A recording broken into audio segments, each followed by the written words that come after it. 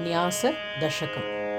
श्रीमान् वेङ्कटनाथार्यः कवितार्किककेसरी वेदान्ताचार्यवर्यो मे सन्निधत्तां सदा हृदि। अहं मद्रक्षणभरो मद्रक्षणफलं तथा न मम श्रीपतेरेवेद्यात्मानं निक्षिपेद्बुधः। अहं मद्रक्षणभरो मद्रक्षणफलं तथा न मम श्रीपतेरेवेद्यात्मानं निक्षिपेद्बुधः। न्यस्याम्य किञ्चन श्रीमन् अनुकूलोऽन्यवर्जितः विश्वासप्रार्थनापूर्वम् आत्मरक्षाभरं त्वयि। स्वामी स्वशेषं स्ववशं स्वभरत्वेन निर्भरं स्वदत्तस्वधीहा स्वार्थं स्वस्मिन् न्यस्यति मां स्वयं।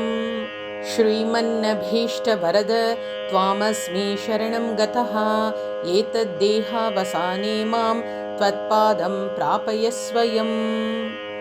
त्वच्छेषत्वे स्थिरधियं त्वत्प्राप्येकप्रयोजनं निषिद्धकाम्यरहितं कुरु मां नित्यकिङ्करम्।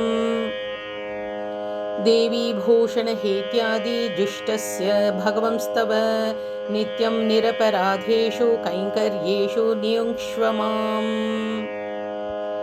मां मदीयञ्च निखिलं चेतनात्मकं स्वकैङ्कर्योपकरणं वरद स्वीकुरु स्वयम्।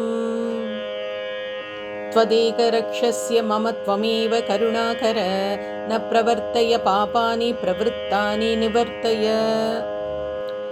अकृत्यानां च करणं कृत्यानां वर्जनं च मे क्षमस्व निखिलं देव प्रणतार्थी हर प्रभो।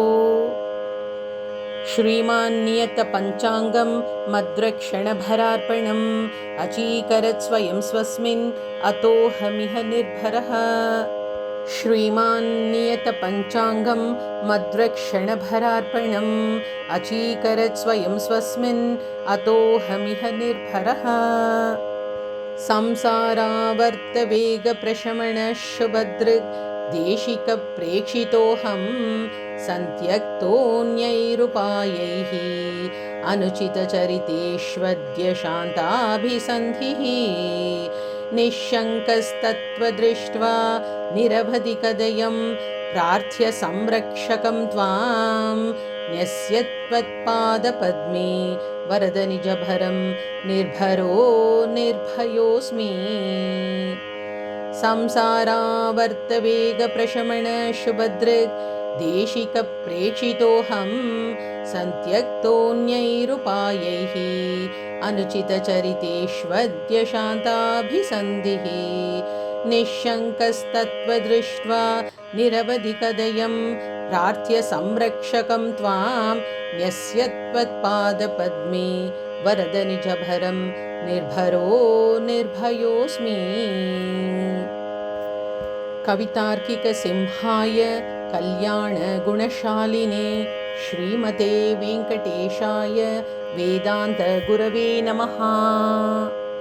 इति श्रीवेङ्कटनाथस्य वेदान्ताचार्यस्य कृतिषु न्यासदशकं समाप्तम्।